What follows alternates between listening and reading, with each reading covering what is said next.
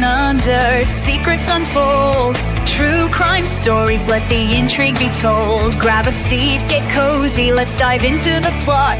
With Mac J by my side, there's so much to be sought. Mods from the stars, they light up the night.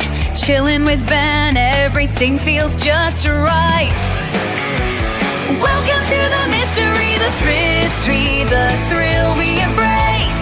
Solving cases together we'll trace. With Tabby and Maggie, the journey's begun.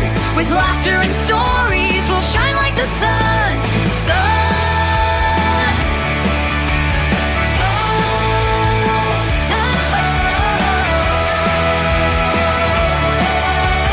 Spirit Time vibes with Lisa and Mark. Tia and Mel igniting the spark. According to Lean, curiosity flows. A curious rose in a garden of woes. Sweet misery whispers, tales that enthrall. While Matt, Meg and Jody, we gather them all. Welcome to the mystery, the thrill we embrace. Solving cases together we'll trace. With Tabby and Maggie, the journey's begun. With laughter and stories, we'll shine like the sun.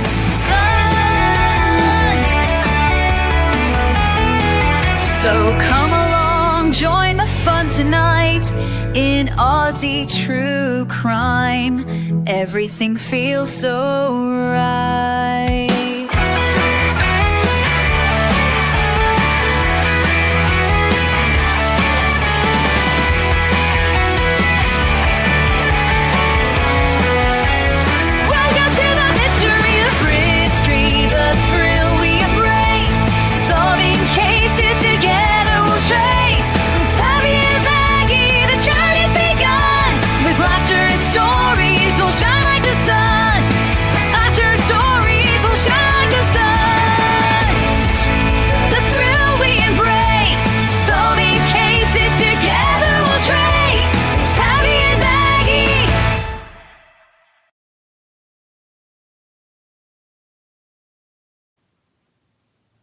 Hey, beautiful people.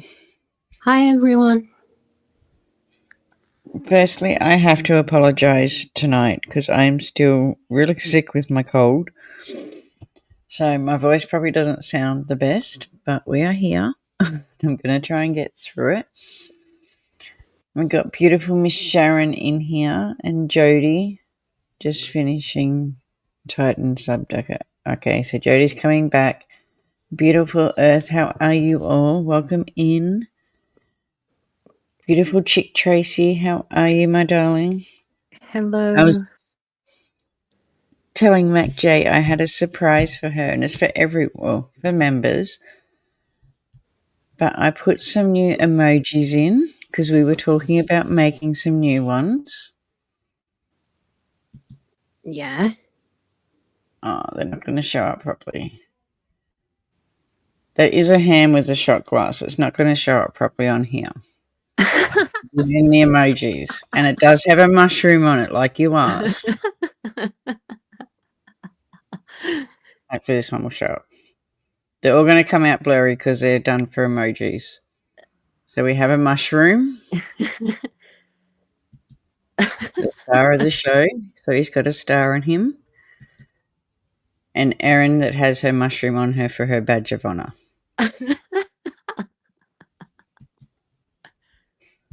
So they are in the chat for the members. Hi, beautiful Chris. Welcome in, my darling.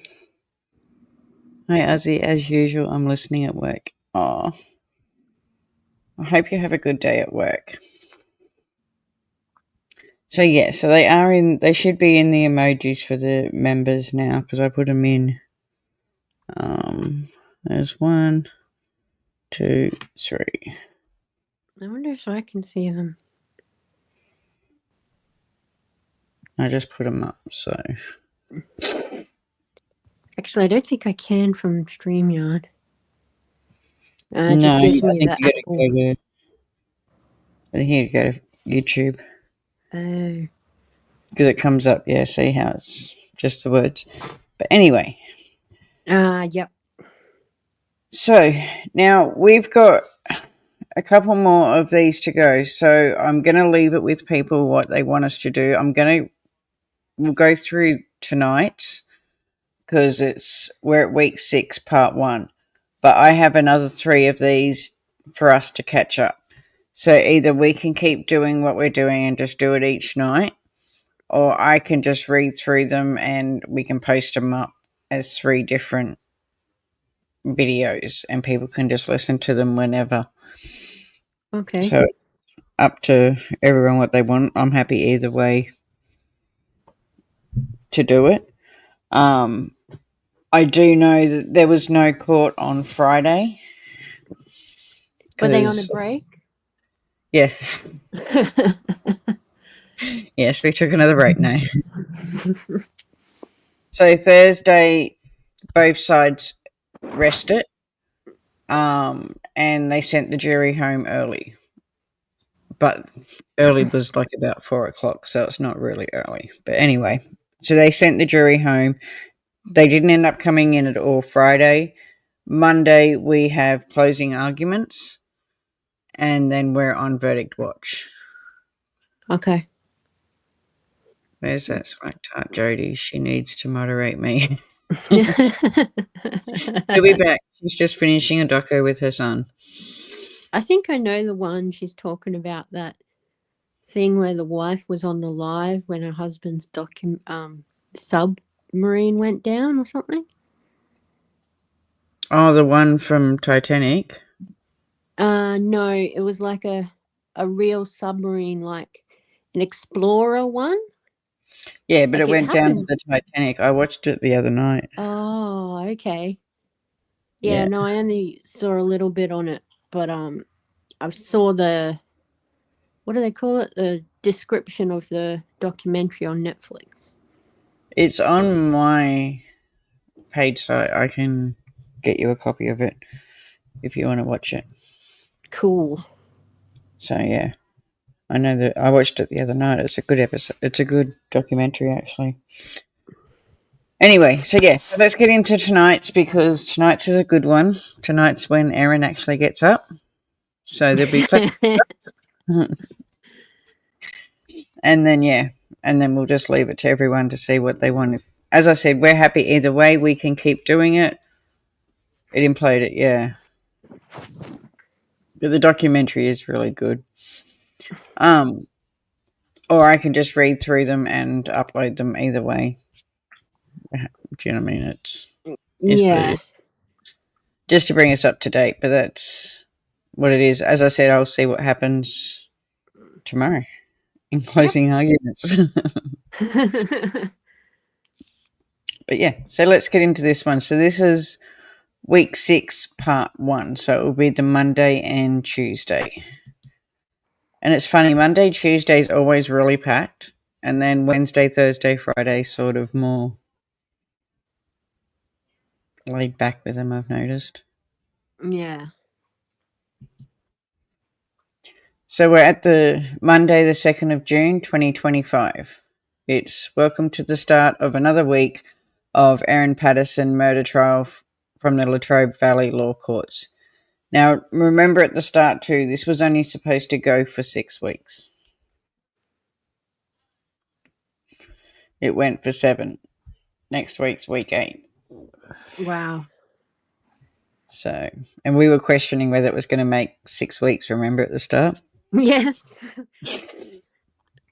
So questioning of witness resumes. The Victorian Police Department leading Senior Constable Stephen Eppingstall is giving evidence. He's being questioned by lead defence lawyer Colin Mandy, SC.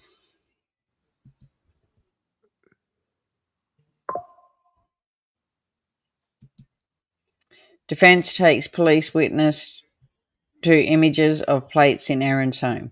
Images tender to the prosecution, which are taken during a police search of Erin Patterson's home on August 5th, 2023, are shown to the court.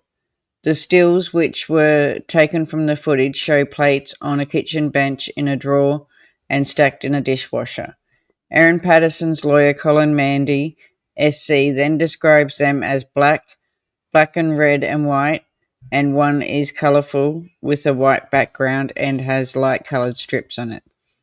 Mr. Mandy then notes to Detective Leading Senior Constable Stephen Eppingstall that those were the plates seen at Erin's house as captured in the video taken on the day.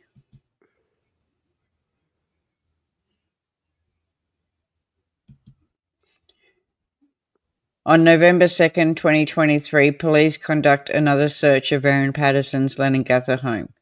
Mr. Mandy brings up a photograph taken on that day which shows a black laptop, keyboard and mouse sitting on the dining room table. There's a brief delay as it appears a juror is having issues viewing the expedition on the table device. Justice Christopher Beale suggests a reboot of the tablet, saying the method solves about 95% of the problems, to a ripple of laughter in the courtroom.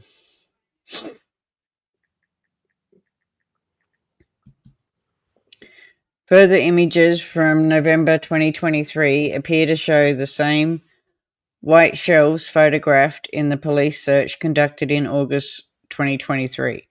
Colin Mandy SC suggests some items which were visible in the earlier search, such as a keyboard, and are no longer visible. That shelf has been rearranged. Leading Senior Constable Eppingstall agrees.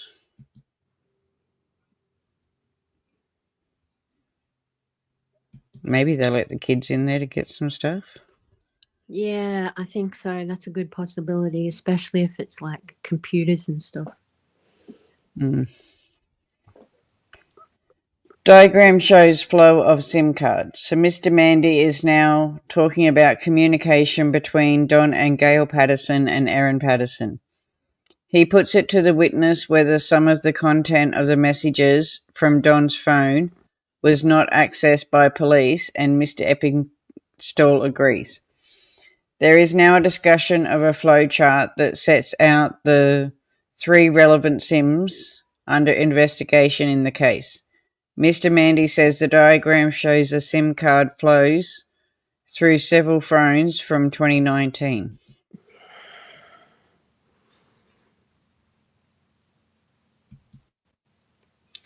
The court is then shown what's described as a phone and SIM flowchart. The font is extremely small and hard to read clearly in the media overflow room, but it shows the SIM cards on the left of the diagram with phones in the vertical columns going down. So I just want to explain what the media overflow room is. So because it's in Morwell and it's such a small courtroom, they only have room for 6 media people in the room.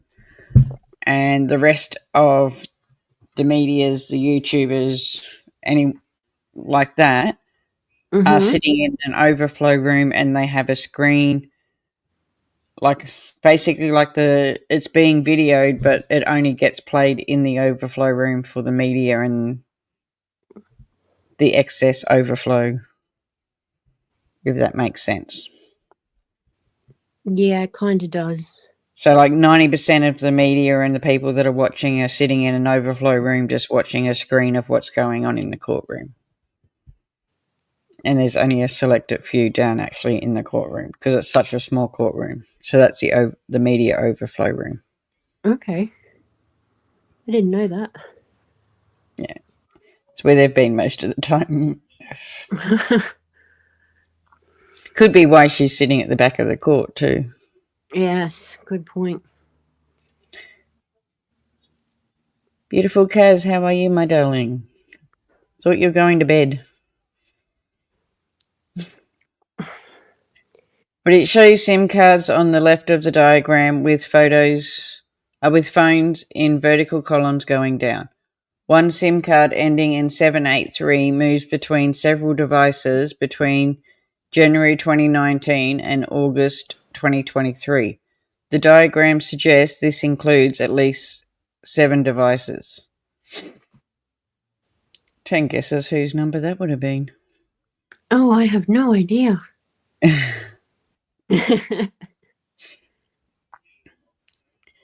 Kaz, there's some new emojis for you too, for the members.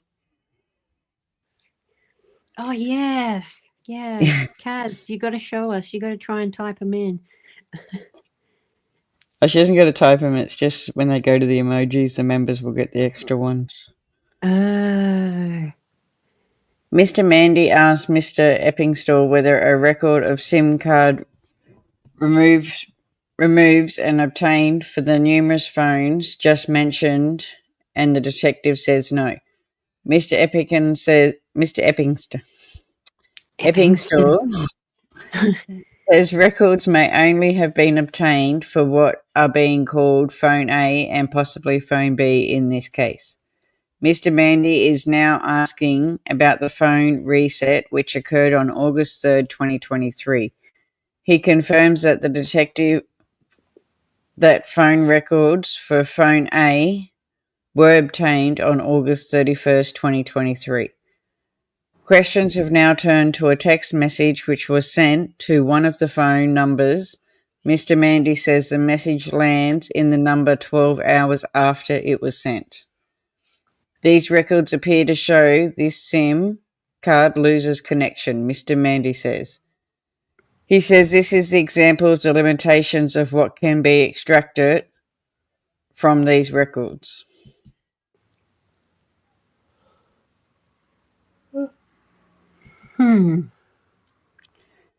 Mr. Mandy is now asking about the phone and asks whether police checked what services was connected to the phone. Mr. Eppingstall replies that he does not believe that was checked. Mr. Mandy says phone B was reset in May 2023 and was next in use in August 2023. And Mr. Eppingstall agrees.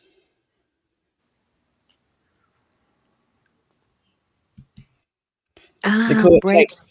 So this is it. The court takes a short break at 11:18 a.m. We resumed at 2:19 p.m. Tell me that's a short break. So after a longer than usual break, the jury has been brought back to court. LSC Eppingstall is resuming evidence. I could not believe that as a short break. And that's what I break wrote would be. And mind you, I sit here and wait for the next update to come through. So I'm sitting here waiting like, okay, it's a short break. Should I make lunch? No, it's a short break. I won't make lunch. Who felt like an idiot? So yeah, that was our short break, 11:18 to 2:19. Further questioning of the police witness. The defence quickly wraps up its cross-examination of Detective Senior Leading Constable Stephen Eppingstall. The prosecution, Jane Warren SC, now has a chance to ask further questions of the police witness.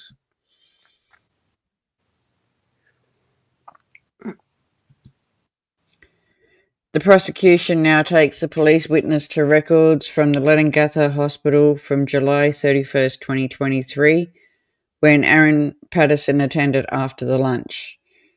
LSC Eppingstall is taken to a document that says it was printed on this date and lists Simon Patterson as the next of kin contact with his address named as Erin's Leongatha home. The prosecution asks if evidence from the police investigation supported the idea that Mr. Patterson was living at the address in 2023. LSC Eppingstall says no.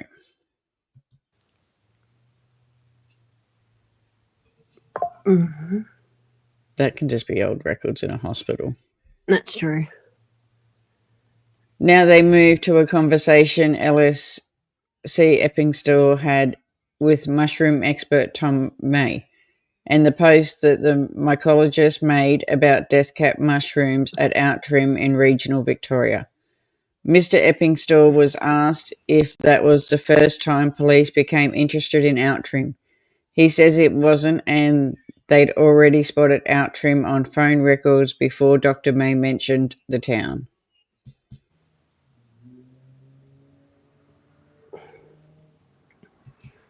Interesting. The prosecution then takes LSC Epping Store through more detailed logs of phone records, including a report generated during digital analyzation of Miss Patterson's devices. The prosecution referenced messages between Erin and her mother-in-law, Gail Patterson, before the court is shown some messages previously read out in the last week's evidence. They include a back and forth between Gail and Erin a month before the Beef Wellington lunch. Gail is checking in on Erin, who told her mother-in-law that she was receiving some medical tests. Oh, 19 months. Thank you so much, Kaz. Oh, awesome, Kaz. Hang on.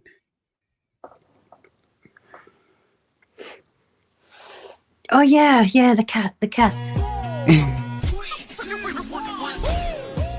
another fight, yeah. The apple bottom make him wanna bite, yeah. I just wanna have a good night. I just wanna have a good night. Hold up. Thank you so much.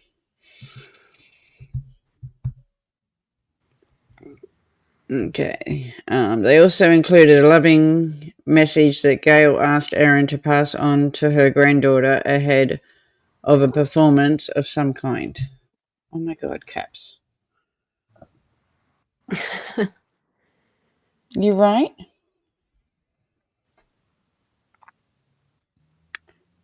Oh, hang on. See, look, now you're making me go too far. Dude. That's what I was up to.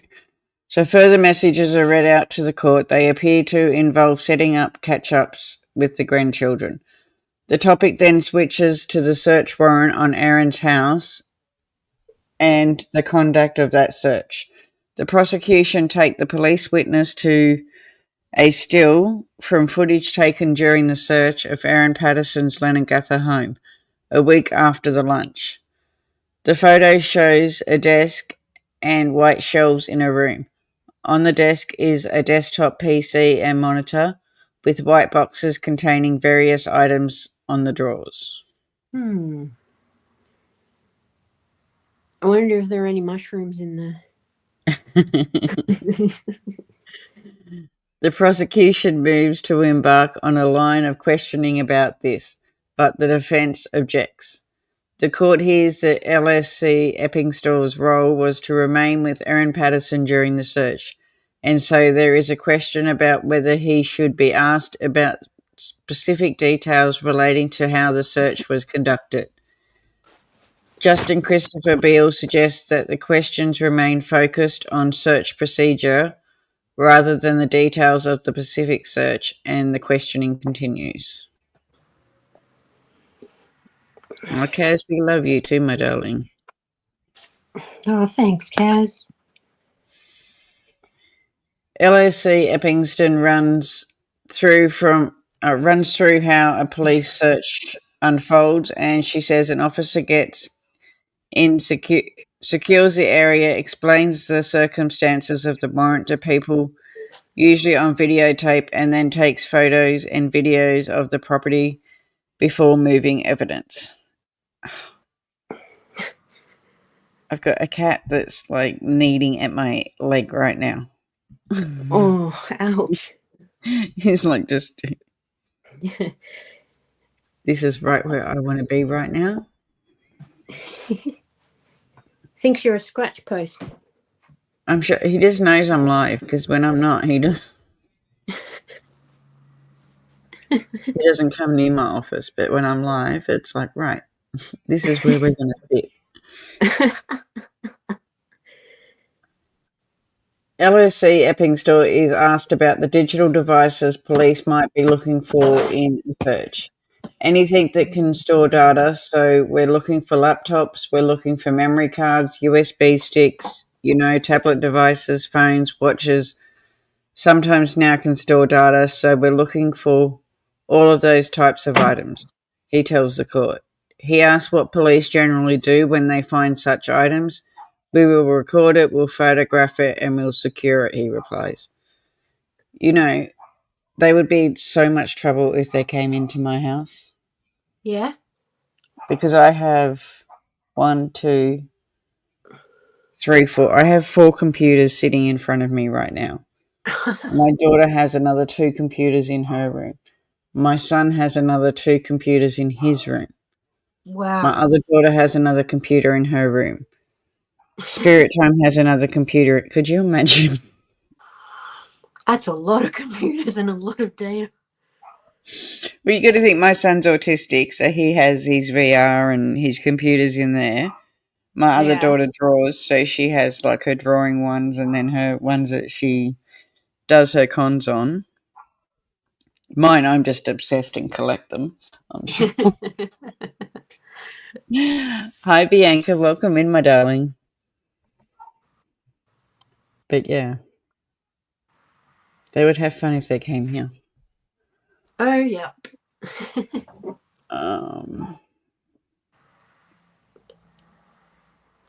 So yeah, I just read that one. He gets off soon. Police witness finishes giving evidence. Yep. Yep.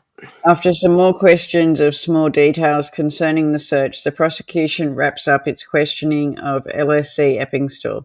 He's told this concludes his evidence and he leaves the witness stand. Finally.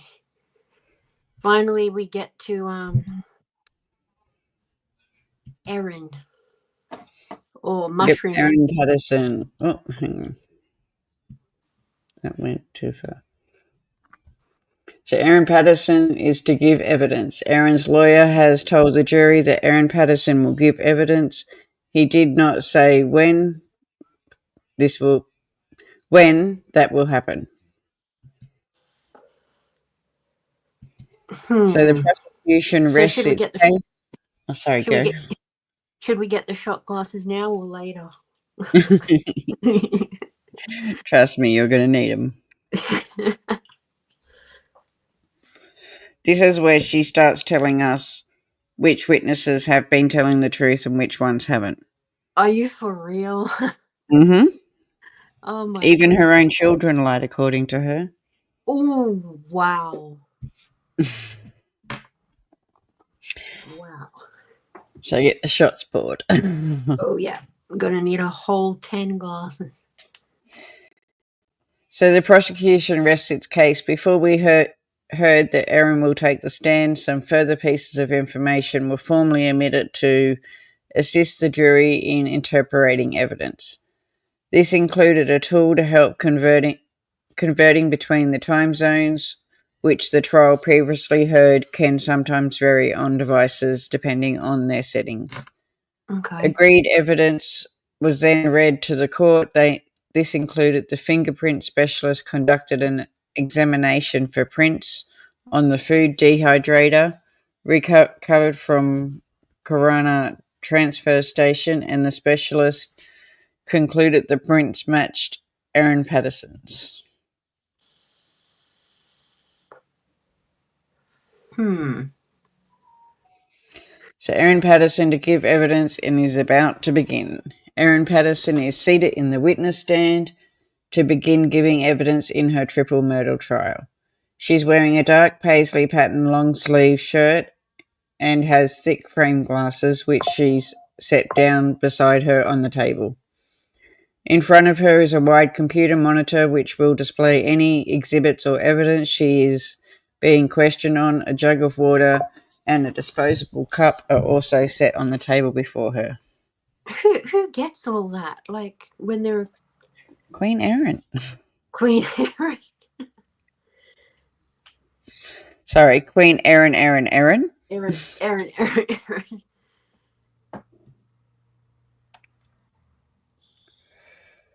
And now begins the start of an 8-day stint in this chair. 8 days of Erin. 8 days.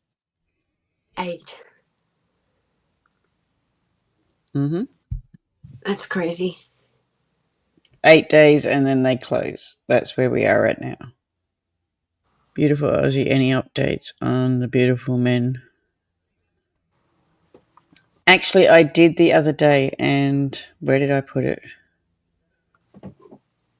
I've got to find it and I will post it in our Facebook page, but I did have an update on that case the other day. And I also had one on William Terrell. Oh, that infuriates me, that update. Yeah. I just cannot believe. We're going to have to do a live just on updates because there's quite a few coming through at the moment. Yeah. We've also had another one on Phoebe because the boyfriend spoke out now. I think once we catch up on all of these, we're just going to have an update one and just do all of the updates. Yeah, I agree. But Kaz, I am onto that one for you. I really am. And I do know I've got it saved in one of... I have like 10 tabs open, like down underneath, and they've all got things that I'm waiting on. Oh, wow. Or that I'll be looking at. It's a lot of tabs. It's terrible. And like each one of them, if you open them, they've probably got a heap opened up on them. And I think like 4 of them are just on Phoebe. Whoa. So, it's everywhere. And finding out what jails they were in. I've done all that now. I know where they are. We know where they are. Yeah, it'll be interesting to see where they decide to hold the trial, whenever that is. That's what we're still waiting for, yeah. Yeah. I've got a funny feeling they're going to do one there and one here. So you think like one of them will go to trial here and the other one will go to trial in Brisbane? I think he's going to go down. Yeah, he'll go there and she'll go here. Okay. But they're both in protected custody too. Wow. Wonder why that is. Because they hurt a minor. She was still under 18 and that puts them straight into protected custody. Oh, wow. Because everyone has daughters. Yes. So, anyway, Erin is asked about her children. So she gives her full name, Erin Trudy Patterson, and declares that she will give the whole truth in her evidence. She's being questioned by the lawyer Colin Mandy SC, and he starts by asking Miss Patterson how her children were in July 2023. I know, Kaz. I know. I'm still, as I said, I am onto it, and we will do it, I promise.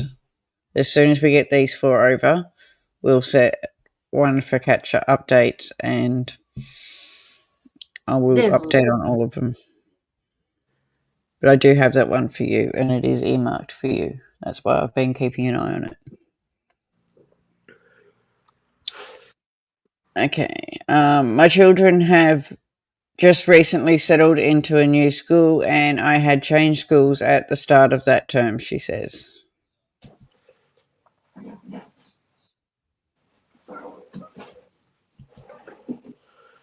She says they were coping a lot better than I expected and were making friends quite quickly at their new schools. She says that her son hadn't been in the new school for long, so it was early days. But it seemed the new school would be able to cater to his identified individual learning needs in a better way than his previous school. Erin says at the time the children were living with her full-time and could see their father, Simon, whenever they wanted to. She says that meant her daughter often spent Saturdays with her father, but her son was only seeing his dad at church or youth group.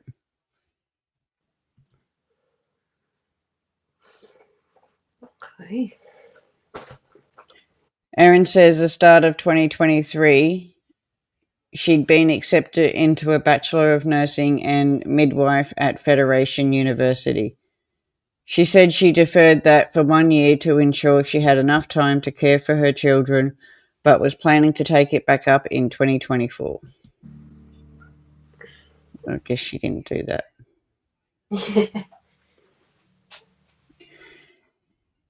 She asked about her Leongatha home and her involvements in its creation.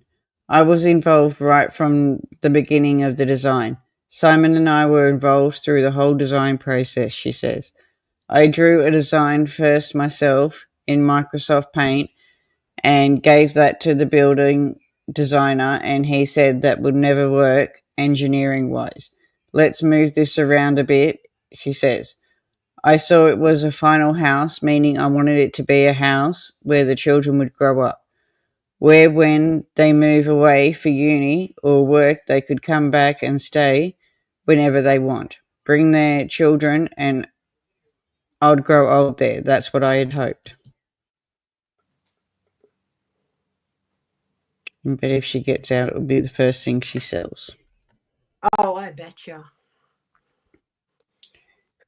In 2023, she says she was comfortable financially in that she could afford to go to university and didn't have to work a full-time job at the same time. Mr. Mandy says that wasn't going well in life in July 2023. I had felt for some months that my relationship with the wider Patterson family, particularly Don and Gail, had a bit more distance or space put between us. We saw each other less. Well, that happens when you break up. Yeah.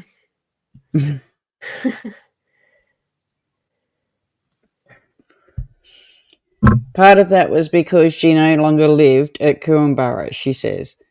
But she says she began to have concerns that Simon didn't want her involved with the family anymore. Perhaps I wasn't being invited to so many things, she says, adding that her relationship with Simon was functional. From the start of the year to July, we mainly just related to logistic things like church, the streaming, the kids, but we didn't relate on friend things, banter, like we used to. That changed at the start of the year, she says. I'll get you to read the next one because I'm going to go grab a drink. Yeah. Okay, I'm just going to go grab a drink. Okay. Erin says she struggled with self-esteem.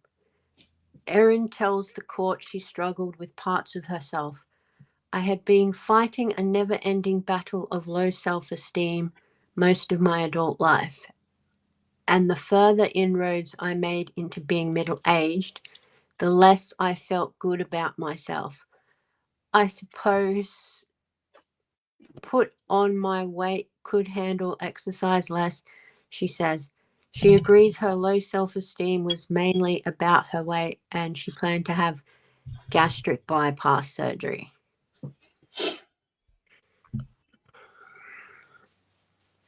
Okay.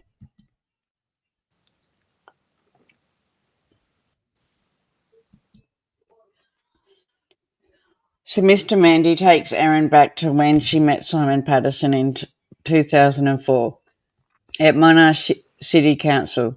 At the time, Erin tells the court that she was employed as an admin officer by the RSPCA, which had the contract to deliver animal services in Monash.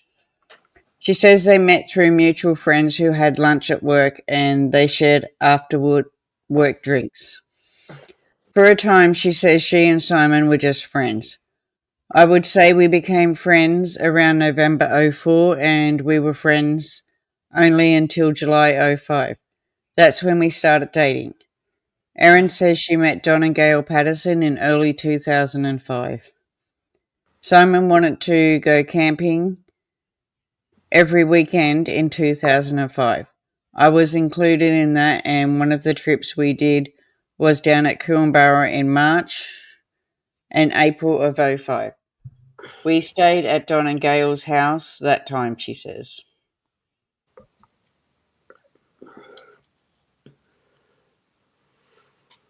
Okay. She says when she met Simon, she was a fundamentalist, atheist. Like I was really very atheist, she says. Meanwhile, Simon was a Christian. She says while getting to know Simon, they had many conversations about life, religion, and politics. She said she was trying to convert Simon to atheism, but things happened in reverse and she became a Christian. But told her Facebook friends opposite. Funny that.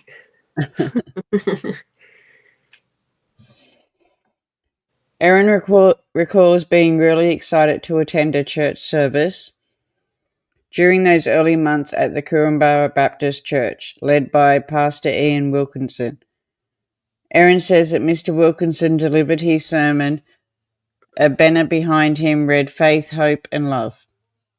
And Ian gave a sermon talking about that. There's a passage in the Bible that talks about faith, hope and love, and the greatest of these is love, she says. She says after that service she had communion and she was welcome to participate in it. I had what can be best described as like a spiritual experience, she says. I've been approaching religion as an intellectual exercise up until that. Does it make sense? Is it rituals? But I had what I would call a religious experience there, and it quite overwhelmed me. I can't believe she actually... Is she I know doing you it need a for... big bag, don't you? Yeah, I do. I can't believe she even took that angle. Erin and Simon announced their engagement. In either late 2005 or early 2006, Erin says she and Simon started attending Bible study with some of Simon's relatives and friends. In early 2007, Erin says that she and Simon became engaged and Don and Gail were the first ones to be told. Hi, beautiful Jessie. Welcome in, my darling. Hi, Jessie.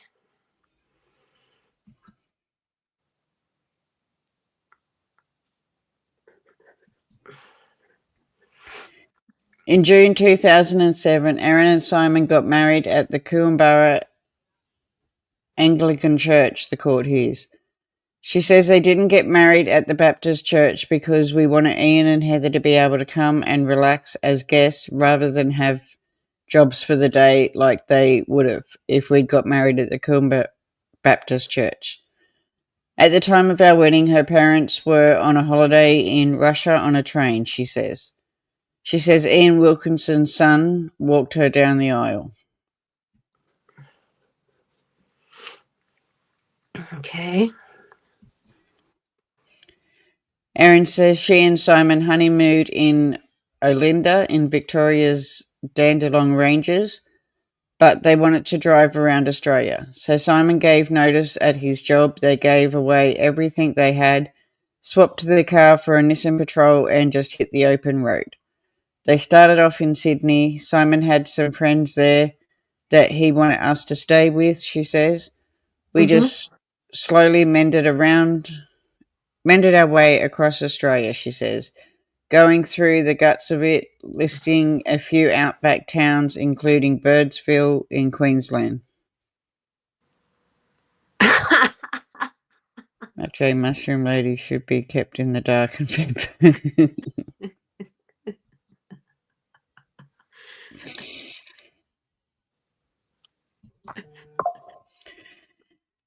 Then they went on a trip to Africa. They landed in South Africa before going to Botswana to visit some of Simon's relatives. We went camping through Nabila, she says, and then they got back to Perth at the end of 2007. Must be nice to have that much money, wouldn't it? Oh, yeah. Not sure if it'll get her out of prison, though. Once back in Perth, Erin says Simon had wanted to keep travelling, while she wanted to stop and put down roots. I was keen to start having babies, for what of a better way to phrase it, she says. Simon got a job in an inner city council in Perth. They rented a house about 40 minutes south of the city, and Erin applied to go to the uni. The court hears. Her son was born in 2009 in a birth in which Erin says was very traumatic. It went for a very long time and they tried to get him out with forceps and he wouldn't come out and he started to go into distress and they lost his heartbeat. So they did an emergency Caesar and they got him out quickly, she says. As she finishes the description, Erin's voice sounds like it is choking up with emotion. And then she what did you say earlier? She then says her kid's alone. Erin goes on to describe her son's improvement after birth. She says she got to a point where they were happy to discharge him, but they told her to stay in hospital. But she wanted to go with her son. She says she had a conversation with Simon about it and got really upset, to which her husband said she could just go. So she says she did leave against medical advice. So she left her son in hospital? Yeah. Okay. Shortly after her son's birth, Don and Gail came over to Perth, and she says the family rented a house and stayed together. I remembered being really relieved that Gail was there because I felt really out of my depth, she says. I had no idea what to do with the baby, and I was not confident, and she was really supportive and gentle and patient with me. She says Gail helped her settle her son after a feed and improvising his cries and helped her learn to relax and enjoy motherhood.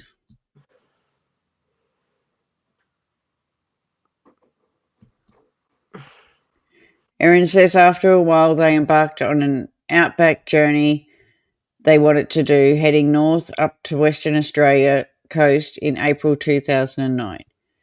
She says that they met a few other people in Broome before embarking on the Gibbs River Road in the outback. Then they travelled through the Northern Territory before heading across to northern Queensland, ending up in Townsville around November 2009. It had been a really good holiday, but I'd had enough and I wanted to sleep in a real bed. And it was getting hard to camp with their son, she says. They flew back to Perth while Simon drove their car back to Perth with their son. Okay. I know when my children were babies, I wouldn't have left them that long. No. She's definitely got some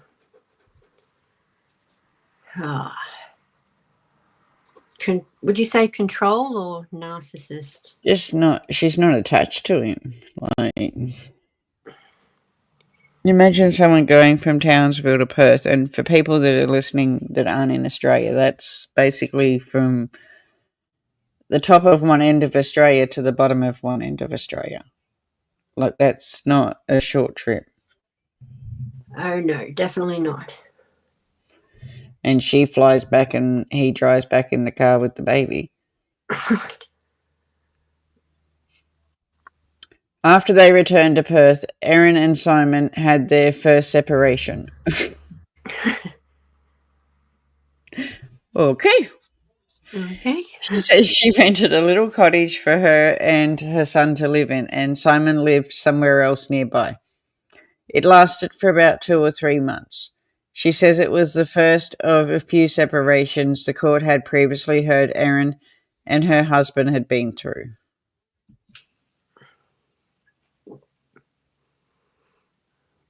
Okay. Mr. Mandy notes that there were separations between 2009 and 2015 and asks how the children were managed during these times. I would say that even though obviously our relationship was struggling to cause a separation, it was really important to both of us to cooperate about our son and make it easy on him as possible, she says. She sighs afterwards, appearing distressed. Mr. Mandy says there must have been some tension to cause a separation and asked what that was. Primarily, what we struggled with over the entire course of our relationship, it was. We just couldn't communicate well when we disagreed about something, she says. We could never communicate in a way that would make each of us feel heard and understood.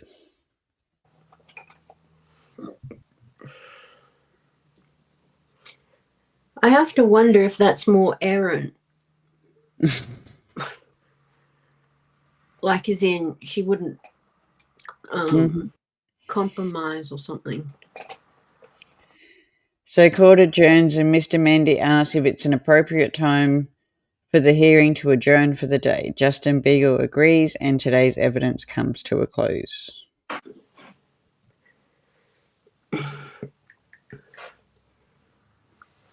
Okay. So what we learn, after the prosecution wrapped up their case, defence barrister Colin Mandy SC informed the jury that Erin Patterson would take the stand. Here are some of the things that we've heard from the beginning of the evidence. Erin and Simon Patterson met at work at Monash City Council in 2004. They started dating in 2005 and got engaged in 2007 and married that year. Her parents were on a holiday in Russia at the time, so Ian Wilkinson's son walked her down the aisle. Simon converted her to Christianity. She described her first church service, led by Ian Wilkinson, as a spiritual experience. Erin says that in 2009, her son was long and traumatic, requiring an emergency Caesar. When her son was ready to be sent home from hospital, wanted Erin to stay, but she discharged herself against medical advice. Shocking, I tell you, shocking. 5. They separated in late 2009, the first of a number of separations. Erin said she and Simon had trouble communicating. Erin told the courts that she had been fighting a never-ending battle of low self-esteem, particularly as she was gaining weight. In 2023, Erin's children were living with her full-time. Their daughter often spent Saturdays with Simon Patterson, but Erin says that their son only saw their father at church and at youth group. By 2023, Erin felt a distance had grown between her and the Patterson family, particularly Don and Gail. She didn't think Simon wanted her to be involved with his family anymore. Beautiful Leanie, how are you, my darling? Welcome in. Hi, Lean. Welcome to Australia, and they said it would be fun. They said, winner from Wolverine. I love you too, Leanie. 6 months. Thank you so much.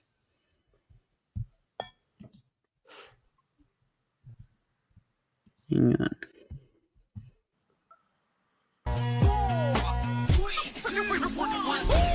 Gotta catch another fight. The apple bottom make 'em wanna bite. I just wanna have a good night. I just wanna have a good night. Hold up. Thank you so much, my darling. So, yes, that's the end of the Monday. Okie dokie. Oh, So this was I found this funny. Now, just her face, man. I have a daughter that draws, and she does quite well. Yeah. This guy would have got paid quite a bit of money to draw Erin. Oh, yeah. And this is what we get. This was Erin in court. Wow. On the first day that she took the stand. Ugh. Like, I think my granddaughter... Hang on, be nice.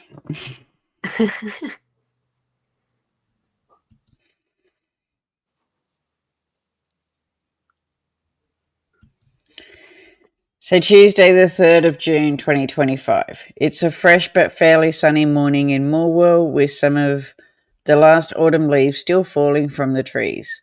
The attendance of the trial of members of the public has swelled, a queue of people forming as early as 6 a.m. Now, again, as I said, I've said how small this courtroom is. As soon as they knew Erin was on the stand, it was packed. Man, I bet. They probably had to get more security. And you got to remember what I said about the overflow room. So there's not a lot of room in this courtroom for people to go.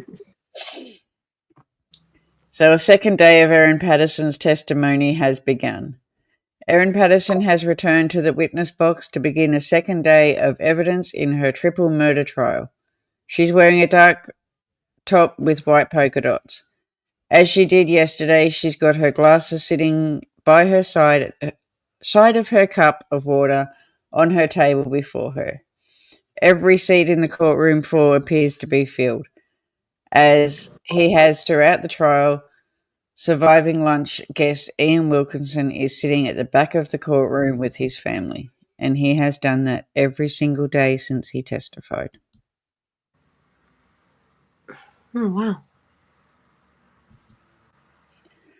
Colin Mandy begins asking Erin Patterson about her grandmother who passed away in 2006. The court hears Erin was one of several beneficiaries in her grandmother's will, and a number of properties were involved.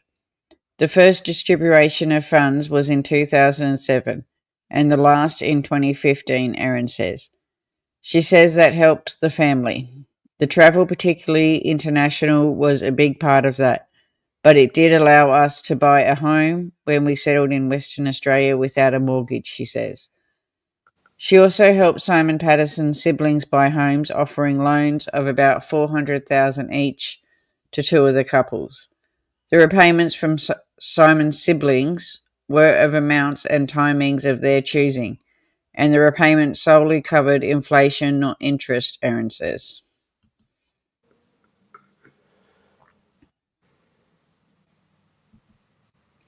The court hears in about 2011 that Erin started up a second-hand bookstore in Pemberton, Western Australia. I spent months travelling around southwest and Western Australia collecting books to sell there, she says. I went to a lot of book fairs and libraries selling their old stock and estates selling their books, and I did that for quite a while. I painted the inside of the shop. I brought about 30 or 35 bookshelves from IKEA, put them together, and I got things like the internet and the phone set up. Kitty Witty, hello, my darling. Hi, Kitty. The court hears Erin and Simon packed up in about 2013 and moved back to Victoria from Western Australia. It was the combination of a lot of factors. Our son was an extraordinary child, and he seemed to struggle with the lack of siblings and contact with cousins and living in the middle of nowhere. No friends to play with, she says. She says our trips back to Victoria from Western Australia, it was clear her son really enjoyed time with his cousins. Erin says she was also pregnant with her daughter and wanted to be near Don and Gail for that next chapter of the family's life. When they settled back in Victoria, they moved in with John and Gail for a few weeks.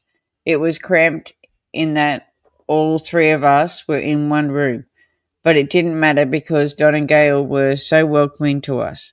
I think they loved having all three of us there, Erin says.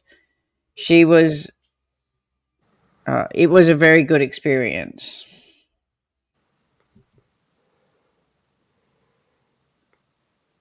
Okay.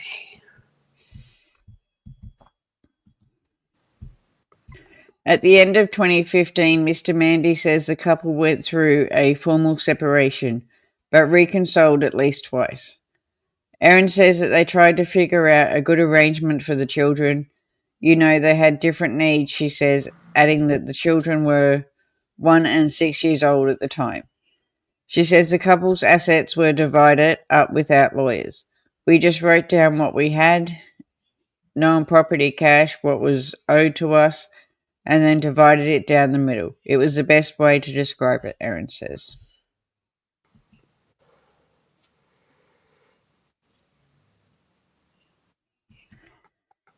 Erin says in the immediate aftermath of the separation, it was difficult as it had been at the other separations.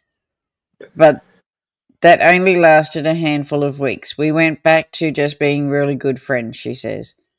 She says she constantly reflected on the reasons for the separation. I didn't want to be separated, but I felt that there was no choice, Erin says.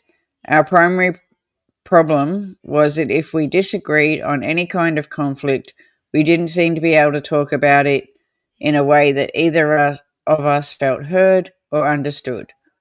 We just felt hurt, and we didn't really know how to deal with that. Do you think by chance that they went to counselling and a counsellor told her that line? Because she kept No. repeating it.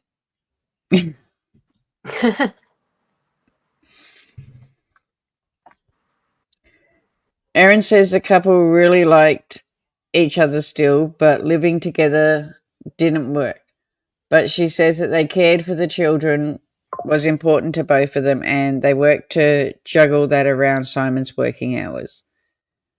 But she says she still attended Patterson family events with her, and Simon and the kids still holidayed as a family. We went to Tasmania a couple of times. We went to Darwin, caught the train there into Adelaide. We went to Queensland. We went to New Zealand. We went to South Africa. And we went to my mum's house in Eden, New South Wales, she says. Erin says her relationship with Don and Gail never changed over the time. I was just their daughter-in-law and they just continued to love me, she says, her voice breaking up. What the? Is it breaking up as in fake crying like she did on the news? I'm sorry, I've never seen such a fake cry. Like even Lori Vallow pulls it off better. I know. Mr. Mandy says asked Erin about her relationship with Heather Wilkinson and Ian Wilkinson and her attendance at the Cooranborough Baptist Church where Mr. Wilkinson was the pastor. Erin says that she was attending church during time and always chatted to Ian if she could. Heather would always make a point of coming to talk to me, she says. I saw them sometimes at Christmas gatherings, that side of the family. I probably didn't get to chat to Ian so much, but Heather would always go out of her way to sit with me and make sure I had company. As she finishes talking about Heather making time to make her feel welcome, Erin's voice trembles a little.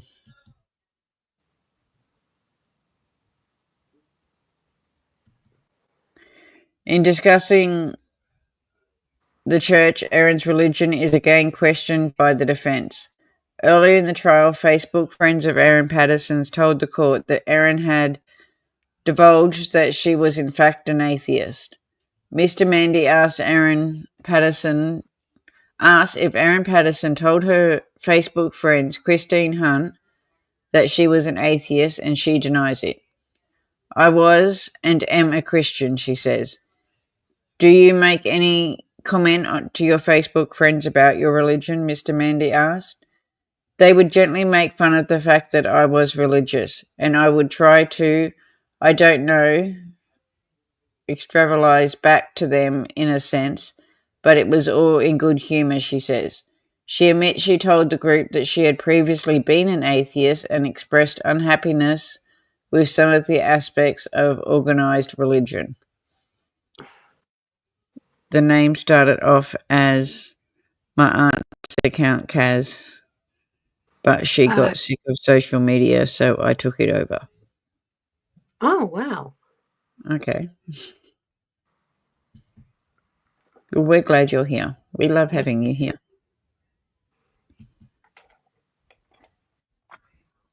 So Mr. Mandy asked Erin about the roles of Cooranborough Baptist Church in 2023. In 2023, I was helping with the streaming of the live services, Erin says.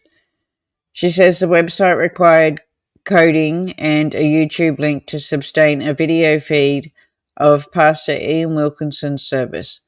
When COVID began in March of 2020, the churches couldn't meet. Simon and Don, maybe some others, quickly set up the ability to stream the services, she says. Don was the one. He was like a coding genius. He set up the website and made it all happen.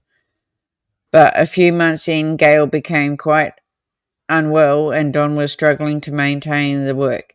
Erin says, so she offered to help take some of the load off their shoulders.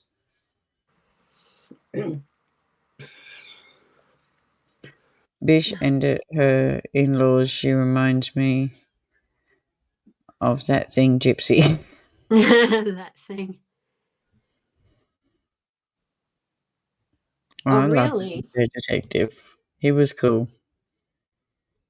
He just got sued though too. Really? From who? Yeah, the Resex finally got him. Oh, wow. Mm. Something with that case, man. I'll never understand it. Yeah. So we're hearing about Erin Patterson's property portfolio. At one stage, there were 3 properties under her and Simon's names, 2 in the Gippsland region and 1 at Mount Waverley in Melbourne. She says she did this best she wanted some way to demonstrate to Simon that I see a future for us and the family being reunited. Mr. Mandy says ultimately, though, those assets were divided up and Erin's name solely on the Langatha and the Mount Waverley homes. That's pretty standard, though, isn't it? Mm-hmm. Mr. Mandy asked Erin Patterson about her claims about having cancer. Have you ever had the ovarian cancer? Mr. Mandy asked. No, I have not, Erin replies. Have you ever had a needle biopsy or a lump on your elbow? I've never had a needle biopsy anywhere. Oh my God. Gosh. Another shot. Yes, another shot for sure. Were you worried about having cancer at some stage? Yeah, I was. She says a few years ago she was worried about cancer. I felt very fatigued and I had ongoing abdominal pain. I had chronic headaches and I put on a lot of weight in quite a short period of time and had felt like my feet and hands seemed to retain a lot of fluid, she says. My wedding ring suddenly wouldn't fit, so I took them to the local jeweler to be resized, and only a few weeks later, when I went to pick them up, my hands had outgrown them again. She says this was a rapid thing that caused my concern. I consulted Dr. Google. Dr. Google. Oh my goodness. Apparently she went to Dr. Google a lot for a lot of things. I have heard that. She didn't believe in doctors, so she went to Dr. Google.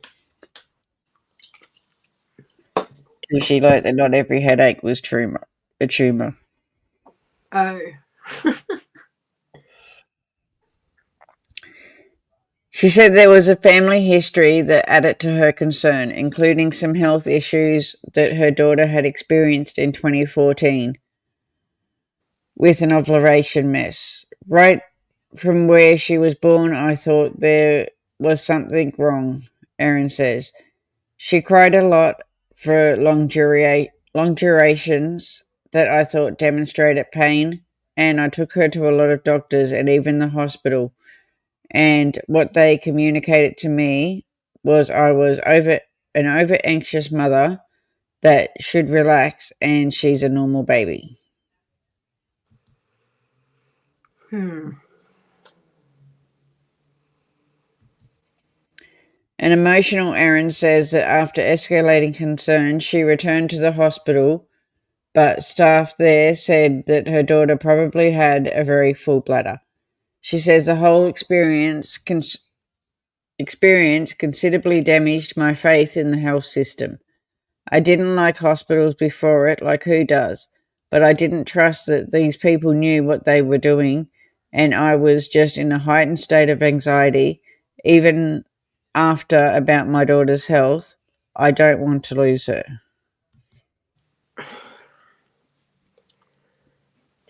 Ugh. How many shots are we up to now? Oh, we're only into the second day. She was up here for 8. Ooh. 8 days Mr. Hey. 8 days of listening to her. You Yep. imagine being in that courtroom? The end of this is the end of day 2. Ooh, So she gets down and they all rest. I'd have So Erin on. everyone we've heard up until Erin was all the prosecution. Yep. Then the prosecution rests. Defence picks up theirs, what is Mr. Mandy, and he puts Erin on the stand. She's on for 8 days and gets off, and they all rest. And that's where we are now. So the rest of it, she takes the rest of the court out. Once she finishes, we're finished. Okay. Wow. So she's the last witness. And the only witness for the defence. That's why I said it gives me Laurie Valley vibes, because she just thinks she's it. Yeah, She definitely. doesn't need any other witnesses. She just needs her. Larry Vallow is just like, I don't know whether she's just delusional or it's like, or she actually believes the words out of her own mouth. Like, I think she actually believes it. That's scary. yeah, same here. Like she goes to jury and says that she's what, kind and forgiving. Who does that? You know, the last court one, she when she was going for Brandon, she tried to cancel that judge again 4 more times through the court case. And then when it went to another judge, like that was higher than the one that was doing hers, she even tried to cancel her because she didn't like her answer of no. What a waste of taxpayers' money. Just lock her up already. Yeah. All right. So Mr. Mandy takes Erin back through the experiences that she had damaged her trust in the medical. I just read that one, didn't I? Yeah. Because that was about the daughter. Yes.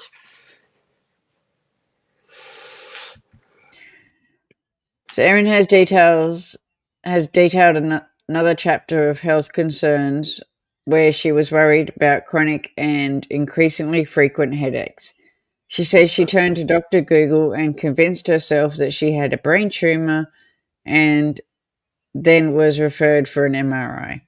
Mr. Mandy then brings up a few images showing an internet search result of the cancer, especially about it ministrating to the brain. She's unbelievable, this woman.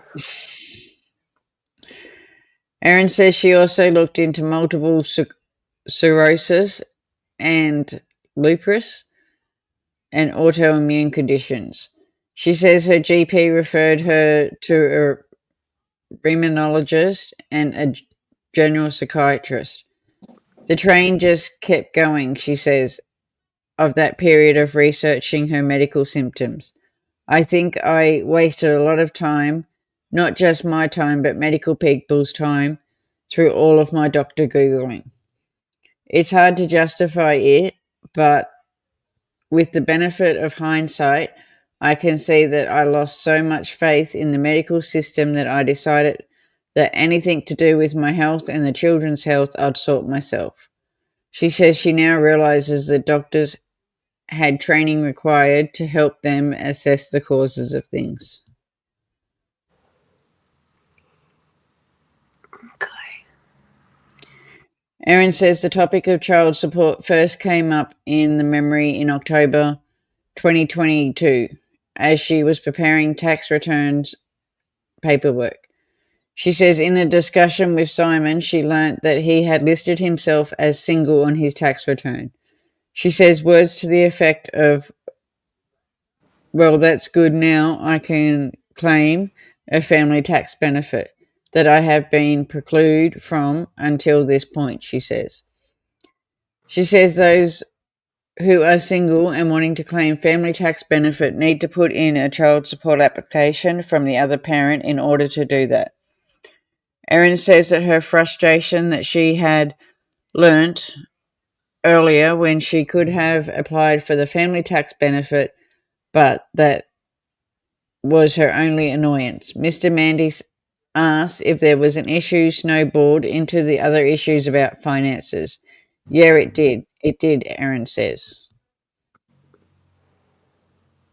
But what I don't get is she was saying how she had so much money that she was buying all these houses and going on all these holidays. So why does she need family tax benefit? What's more taxpayers' money? Yep. It boggles the mind. Like, there's actually people out there that really do need that money. Yeah. So Erin puts on her glasses as a piece of evidence is brought up on the monitor sitting in front of her in the witness box. The first message from Erin to Simon in November 2022 is about working out family schedules around the children. In Simon's reply, he gives some feedback on that, and then shortly afterward asks if she's coming to Gail's birthday lunch at the pub with the kids. In Erin's reply, she says that she didn't know anything about the birthday lunch for Gail. Erin says that she felt hurt because she felt she'd been left off the invite list, but I was annoyed with myself because I'd forgotten about it was a big birthday coming up for Gail. But yeah, I was hurt, she says.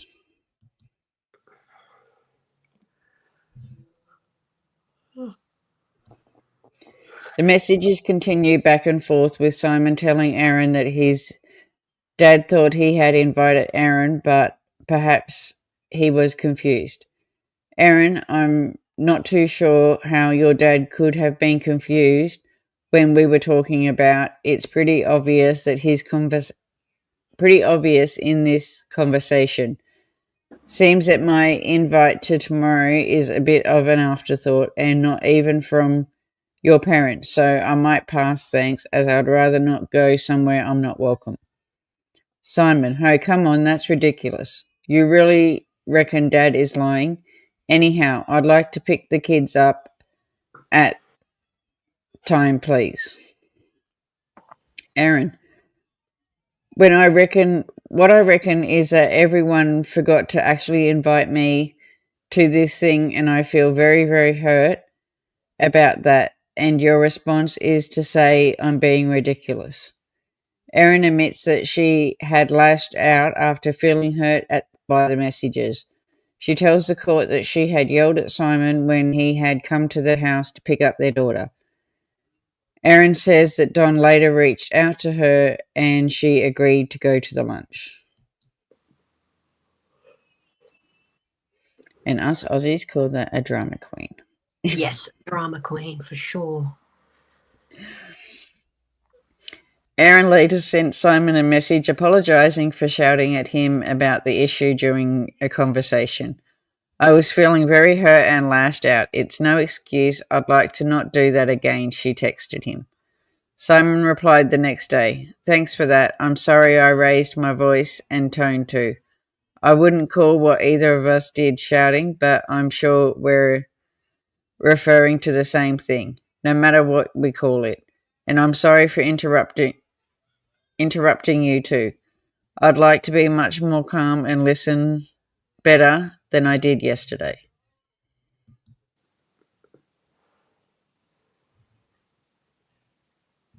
Okay.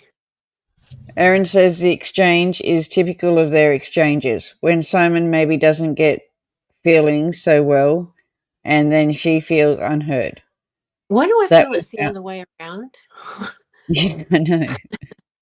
Like he really tried to understand how she was there, but okay. Yeah. That's how things flowed, she says. Erin tells the court their arguments like this would happen weekly and then when they lived together. This calmed to once every 3 to 6 months once they were separated.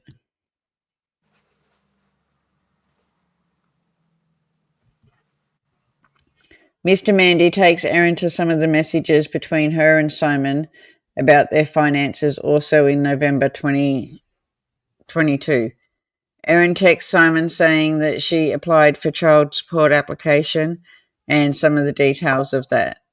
The same month, Erin was forwarding Simon the anesthesia fee for their son's surgery and asking him to pay. In an incident previously detailed to the court during Simon's evidence, Mr. Mandy recalls that Simon told Erin the Department of Human Services had told him not to pay for things like that as part of the child support payment structure. I was hurt, Erin says, when asked how she felt. I understand what he was trying to communicate, but I didn't think what he was saying was right. But I was hurt. We never had any conflict over money that I could remember before this. Okay. But as we said before, you can't take child support and then expect them to pay extra. Yes, that's true. That's true. Although I think they're tightening up the rules now, apparently. Like Off topic. Yeah, sorry, off topic, yeah. No, I was just reading what Kaz was writing. Off topic. Laurie was charged with attempted murder to Brandon. Yeah. Oh, wow. She was found guilty of it too. Wow. So I think it's July now. She comes back for sentencing. And then they can lock her up and throw away the key. Yes, and we'll be done with it. And now they've apparently got Melanie under investigation as well. Oh, wow, really? That's her friend, isn't it? Her niece, yeah. Ah, her niece. It was Brandon's ex-wife. And that came out in the last court case. Interesting. So Mr. Mandy is taking Erin Patterson to December 2022 with a signal message exchange between her and Simon that starts on December 6. The first is quite a lengthy one from Simon, which notes that Erin had asked to catch up with his parents to discuss details of the separation. Mr. Mandy asks Erin why she was asking Don and Gail over for a chat. I was struggling to achieve good communication with Simon about a few things, and I was wanting or hoping that Don and Gail might help mediate that a little bit and help us solve the problem, Erin said. They'd done it before.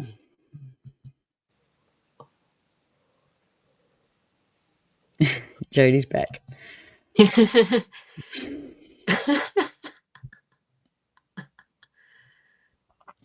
Poor Tracy. Poor Tracy. Erin says there was a few issues with the separation at that point in time, including the payment of school fees. School fees had been paid by Simon up until the child support issue was raised, the court hears. But afterwards, Erin says Simon had wanted to pay all of them.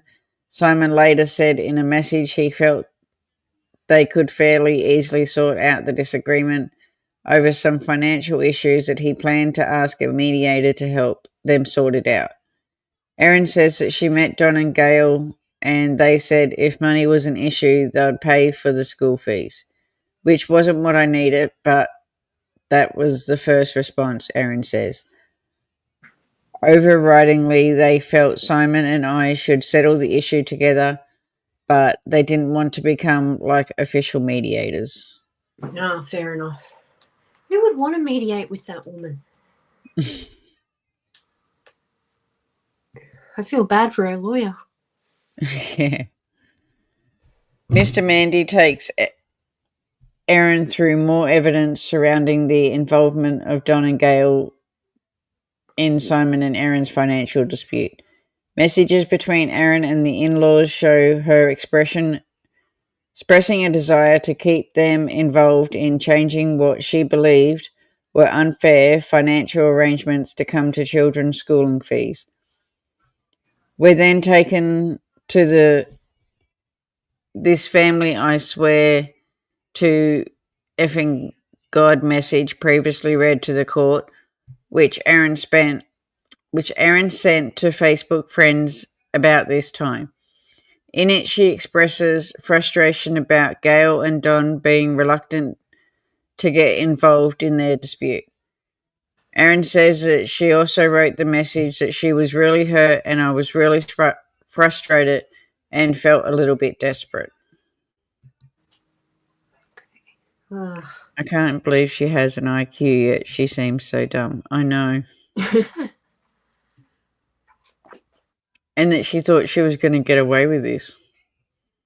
That's what I can't believe. Yeah, I don't know. It's like she's living in her own world. Like, if they don't come back with guilty, I swear. I think it's. I don't know. There's still a lot of people sitting on the fence. There really is. Really? I mean, it's a bit like the plates, the phones, the looking up mushrooms. I mean, I don't know, man. This seems pretty cut and dry to me.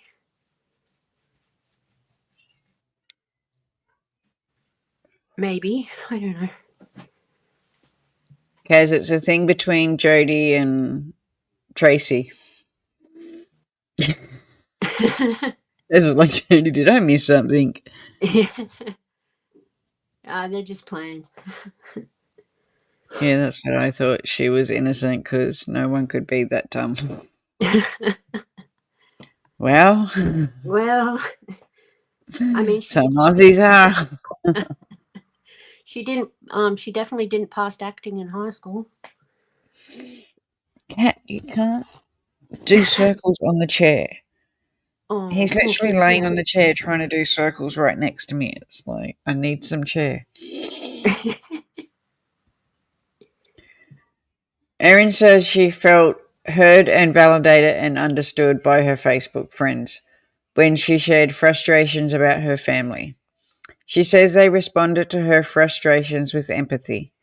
I knew that the women would probably support me being annoyed about those things, so I said that to them knowing that they would latch on and become a cheer squad for your problem, if that makes sense. Yes, says Mr. Mandy. She said the message was private and looking at the explode-laden outburst, how her voice cracks as she expresses regret.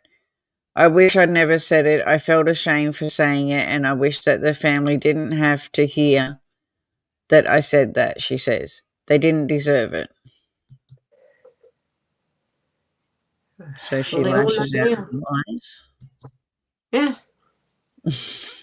Can you imagine being her kids, though? I know. I hope they get the name changed. Mr. Mandy takes Erin to another message sent to Facebook friends where she says that the family are a lost cause.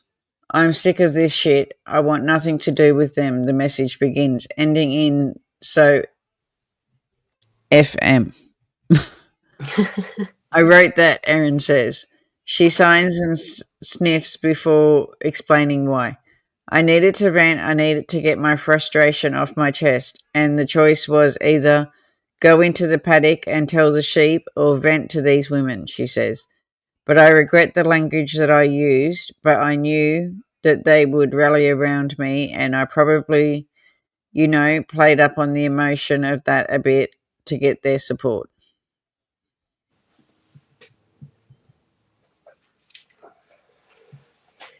Yes, I wonder if he did it to the victims too. I think she done it to everyone. Oh, I agree. I agree so much. When asked if she meant those words, Erin says no in a choked voice. She says that the dispute wasn't entirely Simon's fault and that she played a part in it too.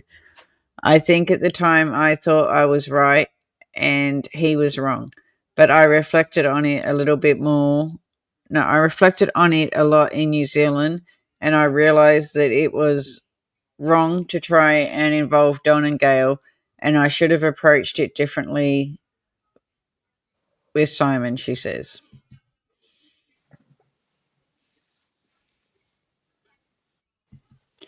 Mr. Mandy asks Erin if she expressed frustration to Don and Gail at the same time. She was venting.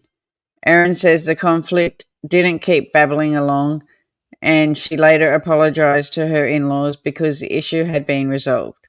They were doing nothing but trying to support us, she says. Erin says she apologised for trying to involve them in something they didn't need to be worried about.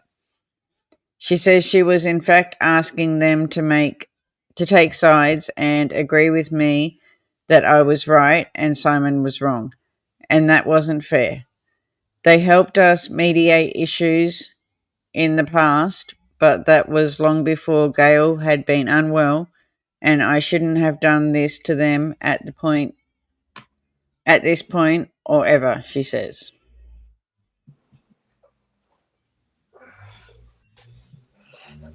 I think I have the world's tiniest violin right now.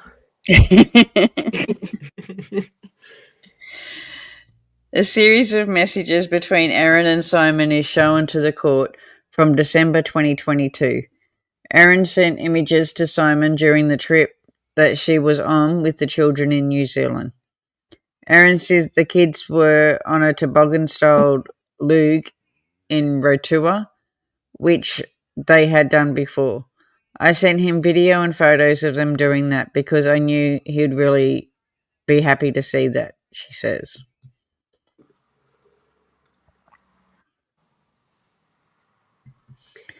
In reply, Simon said frantically, "Thanks heaps for sending those through.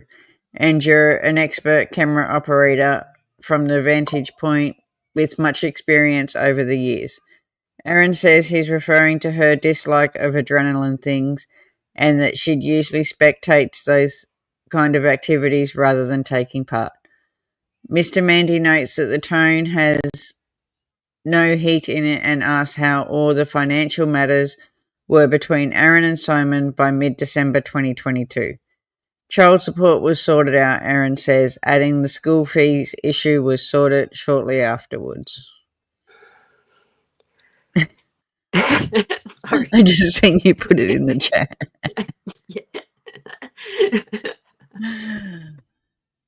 She says she remembered sending the messages from a place the whole family had previously visited together.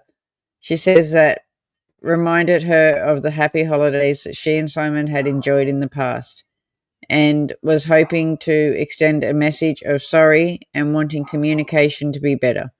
She says he took it graciously.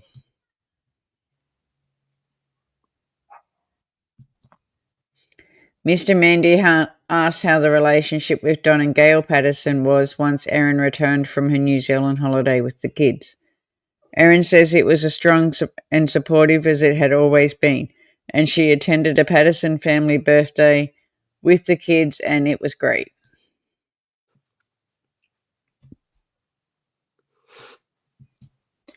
Mr. Mandy brings up messages from Erin to Simon during the New Zealand trip, where she asked him for a favour about a tree being down across the fence at her property back in Victoria.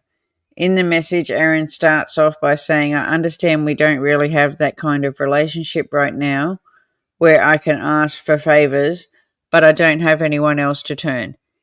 In his response, Simon says he can't help with the particular issue today because he's in Brisbane, but can help the next day. "I'm always your husband no matter how we're doing, so no problems with you asking," he says.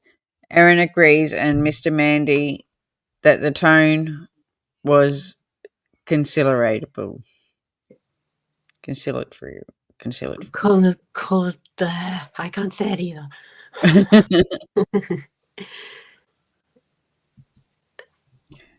Mr. Mandy says that he'll now move to ask Erin about her body image and asks her why she has an issue.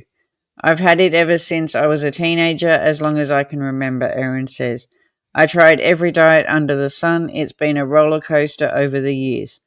When I was a kid, Mum would weigh us every week to make sure that we weren't putting on too much weight, and so I went into an extreme, barely eating then. Through my adulthood, going the other way and binging, I suppose, for what a better word."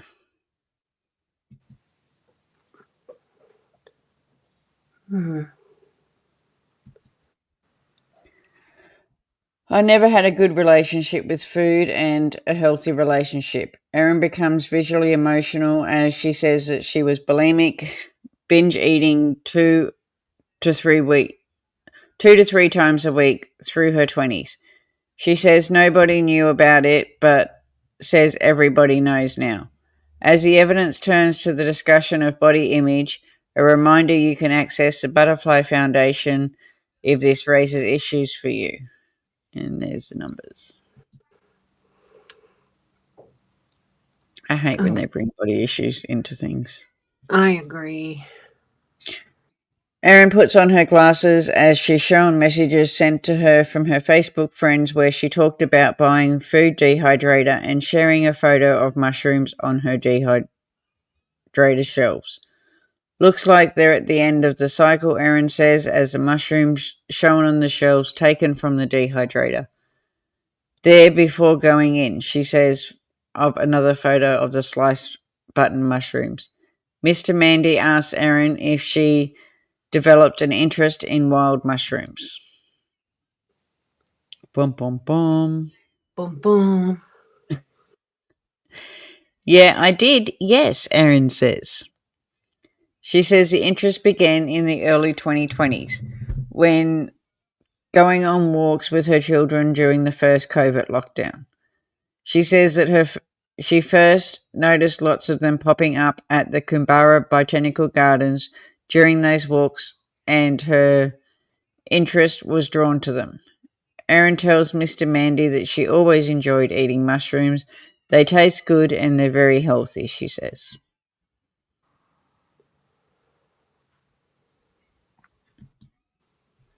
Mr. Mandy asks Erin how frequently she'll do shopping around Mount Waverley, Oakley and Clayton.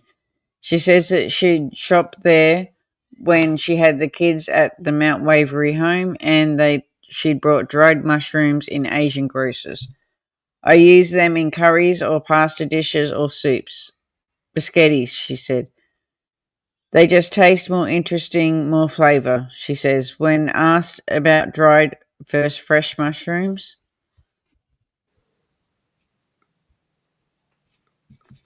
Erin asked about her 2020 discovery of mushrooms growing in the Kumbara area. The first time I noticed them, I remember because the dog was eating some and I picked all the mushrooms that I could see because I wanted to try to figure out what they were to see if they might be a problem for him, she says. Erin says that she discovered that it's hard to figure out what a mushroom is except some obvious examples. She said some species were edible, but there were other species that was a concern about, which she says she believed it was called the iconic. Iconic is a genus of mushroom covering more than 1,000 species. Okay.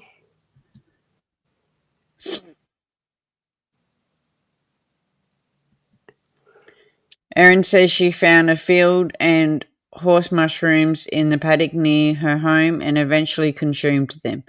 It was a process over several months in the lead up for it, but when I got to the point where I was confident about what I thought they were, I cut a bit off the mushroom, fried it up with some butter and ate it, and then saw what happened, she says.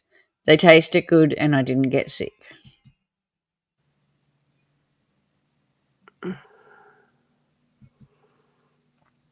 The prosecution makes an objection partway through the questioning. The prosecution asks to raise a matter in the absence of the jury and the public hearing is paused. We take a break and we'll be back soon. And now it's time for lunch, so Justin Beagle takes the opportunity to call lunch and we're back at 2:15. So again, this is another part where we went on a break, got sent out, then turned to lunch.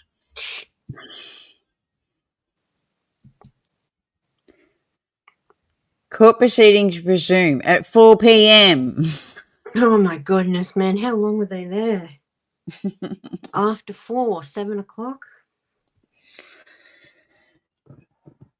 The jury is led back in and Colin Mandy resumes his questioning to Erin Patterson. Erin concludes the beef Wellington must have contained death caps.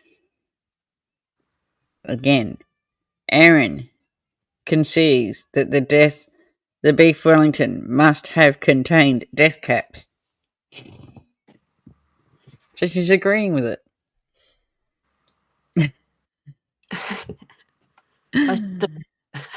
I don't have that fish.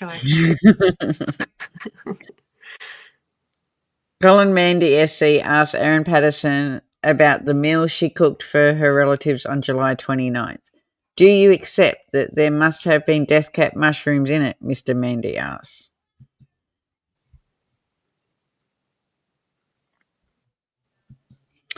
Yes, I do, Erin says.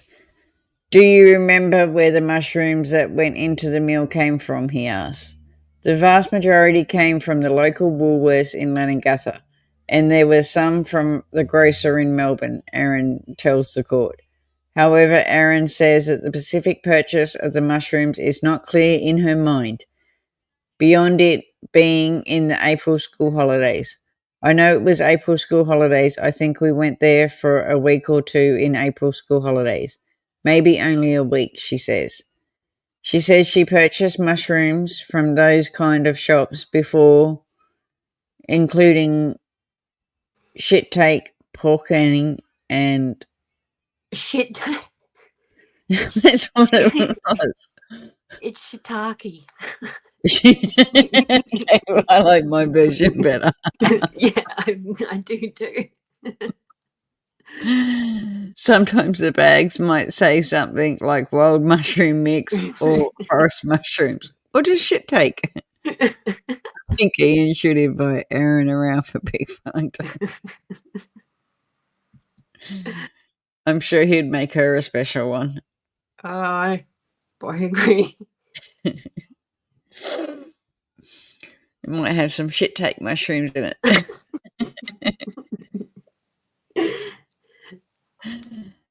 Erin Patterson was due to the short season of mushrooms that she would dry and preserve them to have them available later in the year.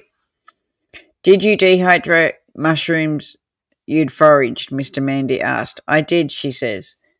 Erin says that she began foraging mushrooms within days of purchasing a dehydrator. She also tells the court that she would dehydrate mushrooms brought from the store. The court is shown photos of the dehydrator and some mushrooms on the dehydrator shelf on scales. Sorry, Kaz's comment. Bullshit asks if she was bulimic, she would be skin and bone. Patterson wasn't having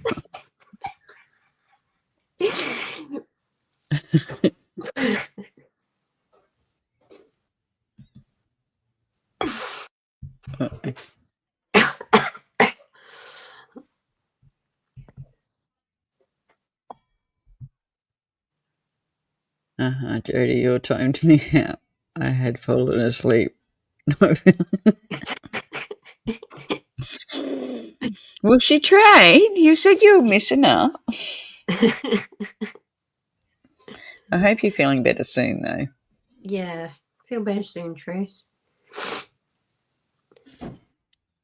The court is showing a photo of mushrooms on a scale which Erin says were part of a bit of experiment to see if the mushrooms turned out okay being dehydrated and would rather them sliced. She says the end result was that the mushroom not looking good at all. They were still a bit mushy inside. They just didn't dry properly, she says. She doesn't think that she tried them. Erin says that she also foraged some slippery jack and honey mushroom varieties from the Coomera area. She says they were very nice to eat and she was very confident she had correctly identified the species.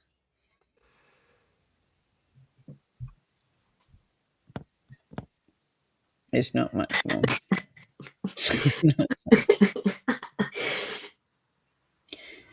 Erin is asked if when she was foraging she had anyone with her. The kids were with me during the COVID period, so 2020, the lockdown periods in 2020 and 21, she says. She says the children generally ran around and did their own thing while she was foraging, but they definitely saw what I was doing. Erin says that she recalls some oak trees at Kookaburra Botanical Gardens, and she believes she foraged mushrooms near to those trees. She says more generally she took the mushrooms she foraged home, cleaned them, and if she wasn't planning to use them that day, she sliced and dried them before storing them in Tupperware containers on a shelf, or feeding them to her children.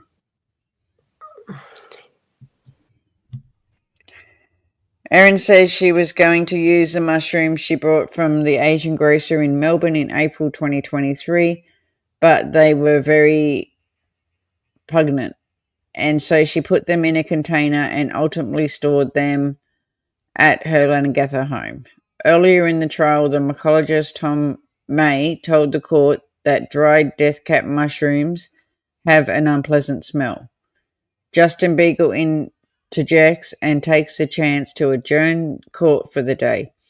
Erin Patterson's testimony will continue tomorrow.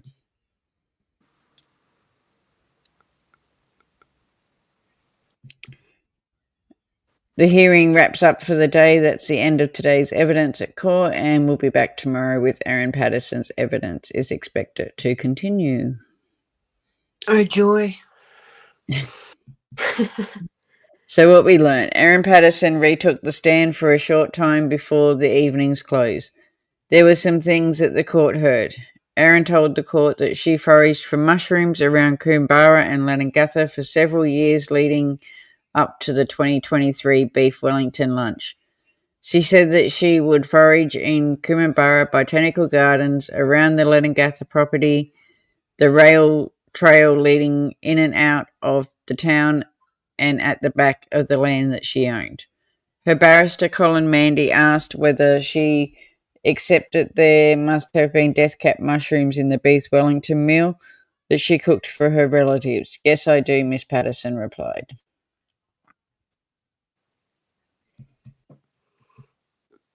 Okay. She told the court that she brought some of the ingredients for the lunch at Woolworths in Leongatha, and some mushrooms were purchased from a grocer in Melbourne. She told the court that she purchased mushrooms from those kind of stores before. Sometimes the bags might say something like wild mushroom mix or forest mushrooms, she said. Miss Patterson told the court that she used her food dehydrator to dry mushrooms because the season was short and she preserved them to have them available later in the year. And Miss Patterson told the court that she had intended to use the mushrooms she brought from the Asian grocer in April 23, but they were very pungent, so she put them in a container and took them back to her Leongatha home where she stored them.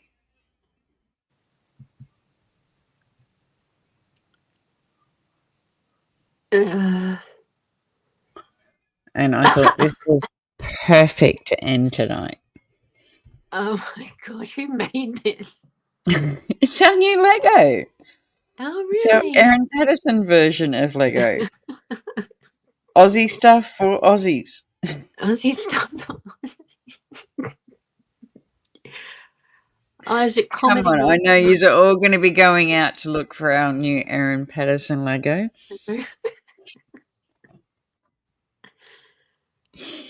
I thought it was perfect. Oh, it is perfect. It's all right. You wait till you get to next week and you see what I've put on the end of that one. Oh, boy. So that's it for tonight. Chick Tracy likes it.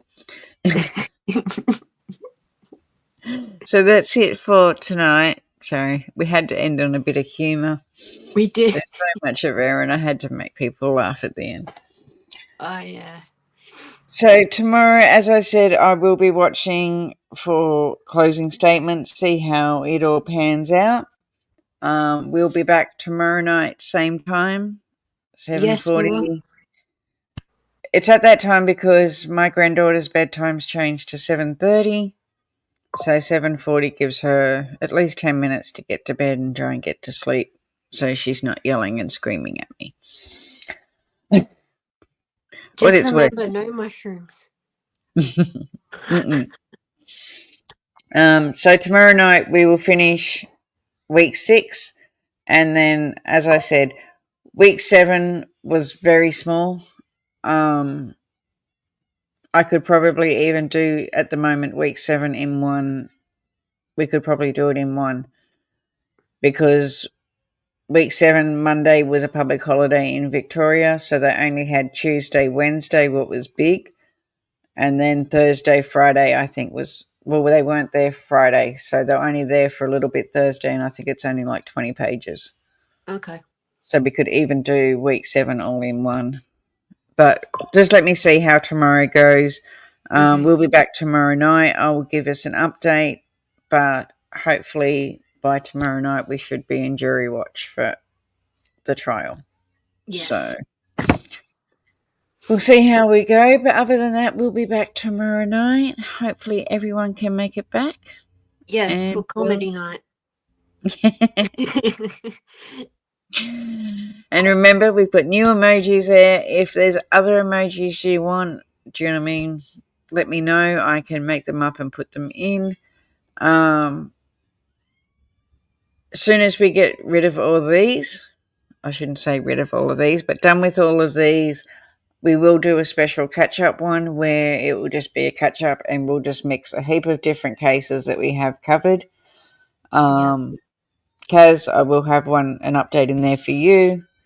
And yeah, we'll just do an update one and do all different updates and things that are coming out, because there's even cases that have happened that we haven't touched on that maybe we can just touch on in that night and sort of speak about as well, because there's a few. But other than that, we'll see you all tomorrow night. I'm going back to rest my voice for another 24 hours. Try So I honey can lemon get a few tea. more soothers. Hey? Try honey lemon tea. I have been drinking that, yes. Spirit Time's been making that for me all night. Oh. And I've got some new berry soothers that are kind of nice. I'm not usually a soother person, but the good thing is usually when you give the cold to someone else, you get rid of it. So hopefully now that he's given me his cold, he can get rid of it and get better. Okay. That's what I'm hoping. Because I'd rather be sick than have him sick. Put it that way. All right, my darlings. We'll see you all tomorrow night. And yeah. Bye for now. Okay. Bye, guys. Thank you so much, Kaz. Yes. Love you all. Every true crime on the rise. Investigate the scene, uncover the lies. From Melbourne to Sydney, all the way to Perth. No case too tough, we'll dig into the dirt. We'll crack the code, find the truth, bring justice to the table. No excuse, Australian legends in the game, bringing light to darkness, no shame. Just got a super child, let's celebrate. Raise a glass for all the cases we've solved in the past. With eyes wide open, we'll never rest. Aussie true crime, we're the best.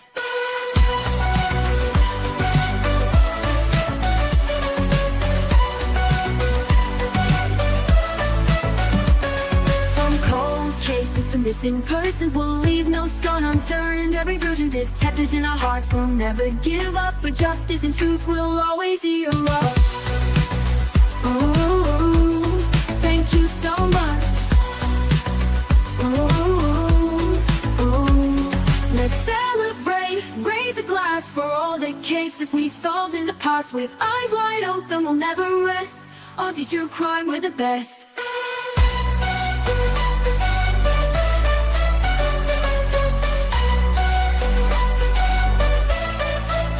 Thank you so much. Let's celebrate, raise a glass for all the cases we've solved in the past. With eyes wide open, we'll never rest. Aussie true crime, we're the best.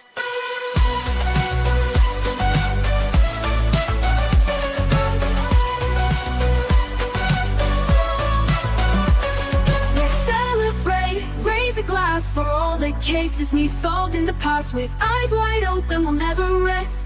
Aussie true crime, we're the best.